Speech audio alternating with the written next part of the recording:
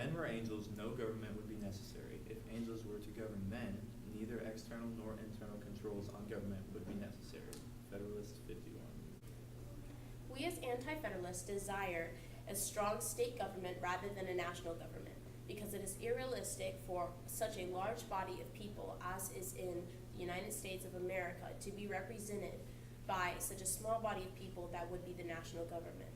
If we bring it down to the states and allow those people who desire different interests within each state to represent themselves and take it on that state level, it will give us better representation for everybody. Also, the ratio of congressmen to citizens has not held up since colonial years.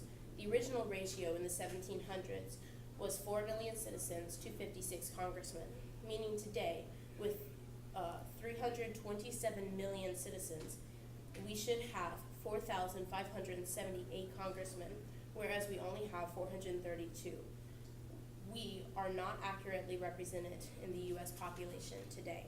As Alexander Hamilton said, it is not tyranny we desire, it is a just, limited federal government. As Anti-Federalists, we fear the authority of a single national government. The last thing we want is more upper-class dominance. Therefore, we desire the support and jurisdiction of a small legislative government, including small farmers and small landowners. Having these lower-class representatives would be more sympathetic to the Anti-Federalists than having a strong central government. Federalist 51 states, different interests necessarily exist in different classes of citizens. If a majority be united by a common interest, the rights of the minority will be insecure. We as Anti-Federalists claim that the Constitution gave the central government too much power, and without a Bill of Rights, the people would be at a risk of oppression. Why do we favor a Bill of Rights? 4 reasons. It would split power equally between the President and Congress.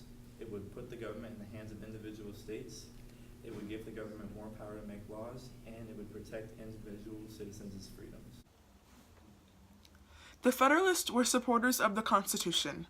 They believed in a large national government and were scared that the Bill of Rights would outline our rights, and it would therefore be easier for the government to take them away. The Federalists also valued the already rich and powerful and pushed down the common man.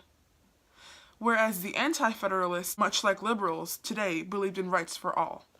Thomas Jefferson stated that our country is too large to have all its affairs directed by a single government, which it goes without showing, but our federal government tries to direct all of our affairs, from what our kids learn in school into how much water we can put in our toilets.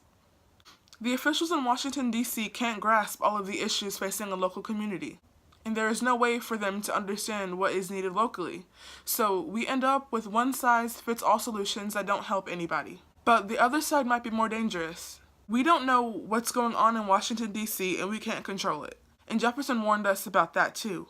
He said this kind of situation will invite public agents to corruption, plunder, and waste. And that's exactly what we have today.